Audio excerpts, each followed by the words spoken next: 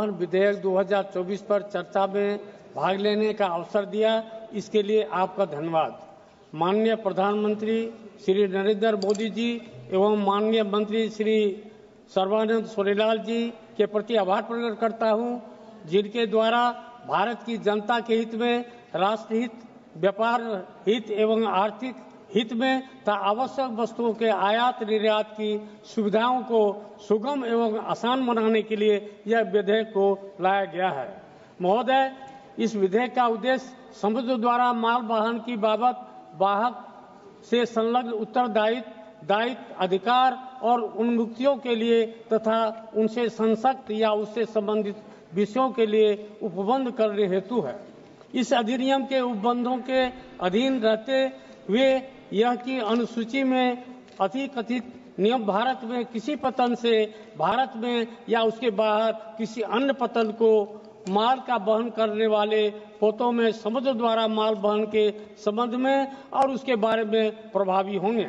समुद्र द्वारा माल वहन के लिए किसी संविदा में जिसको नियम लागू होते हैं, माल के वाहक द्वारा यात्रा योग्य पोत उपलब्ध कराने का कोई स्पष्ट परिवचन विवक्षित नहीं होगा। भारत में जारी किए गए प्रत्येक वहन पत्र में या वैसा ही एक की दस्तावेज में जिसमें कोई ऐसी संविदा अंतर्विष्ट है या जो किसी ऐसी संविदा का शख्स है जिसको नियम लागू होते हैं, इस बात का स्पष्ट कथन होगा कि वह इस अनुसूची में अधिकथित लागू सभी नियमों के उपबंधों के अधीन प्रभावी होनी है। महोदय, समुद्र द्वारा माल वाहन विधेयक 2024 को लोकसभा में 9 अगस्त 2024 को पेश किया गया था। बिल भारतीय समुद्री माल परिवहन एक्ट 1925 का स्थान लेने का प्रयास करता है। एक्ट भारत के एक बंदरगाह से भारत के दूसरे बंदरगाह या दुनिया के किसी भी बंदरगाह तक माल की ढुलाई की जिम्मेदारियां, देनदारियां, अधिकार और छूट से संबंधित प्रावधान करता है। यह एक्ट अगस्त 1924 के बिल्स ऑफ लैंडिंग संबंधी कानून के कुछ नियमों को एकीकरण हेतु अंतर्राष्ट्रीय कन्वेंशन और उसके बाद के संशोधनों के अनुरूप है। बिल एक्ट के सभी प्रावधानों को बरकरार रखता है। महोदय, यह विधेयक केंद्र सरकार को निम्नलिखित शक्तियां प्रदान करती है। बिल के प्रावधानों को लागू करने के लिए निर्देश जारी करना, बिल्स ऑफ लैंडिंग पर लागू होने वाले नियमों को निर्दिष्ट करते हुए अनुसूची में संशोधित करना।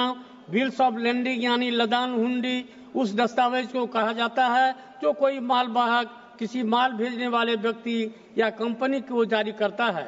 इस दस्तावेज में वस्तुओं के प्रकार, मात्रा, स्थिति और गंतव्य का विवरण होता है।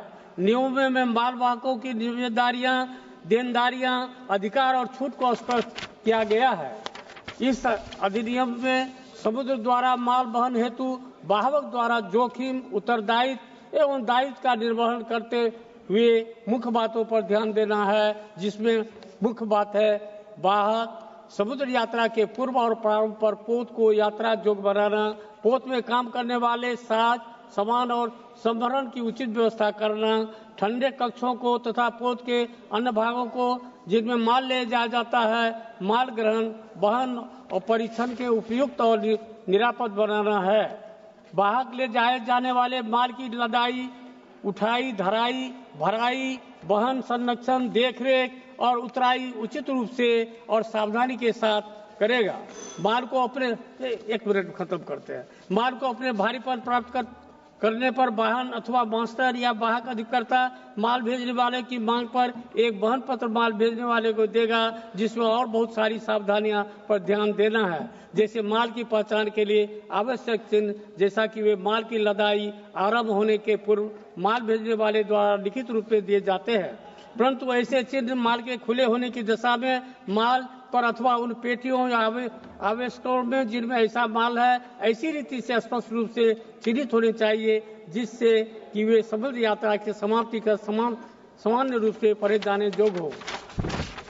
महोदय, या तो फैक्टरों अथवा मदों की संख्या या यथास्थिति परिणाम या भार जैसा कि माल भेजने वाले द्वारा लिखित रूप से दिया गया है, साथ ही बहुत ही सी सावधानियां एवं जवाबदेही हेतु मुख्य बातों की धन्यवाद सर जी, धन्यवाद। अधिनियम में रखा गया है। माननीय महोदय, यह विधेयक राष्ट्र हित, अरविंद देश सावंत हित, आर्थिक हित, जनहित एवं Arvind Sawant ji. Thank you chairman sir. धन्यवाद सर। पहले तो मैं सोनवाल जी का अभिनंदन करता हूं कि आप अच्छे अच्छे बिल लेके आ रहे हो, लेकिन उसमें एक दिखता है कि 1925 में क्या हुआ, अंग्रेज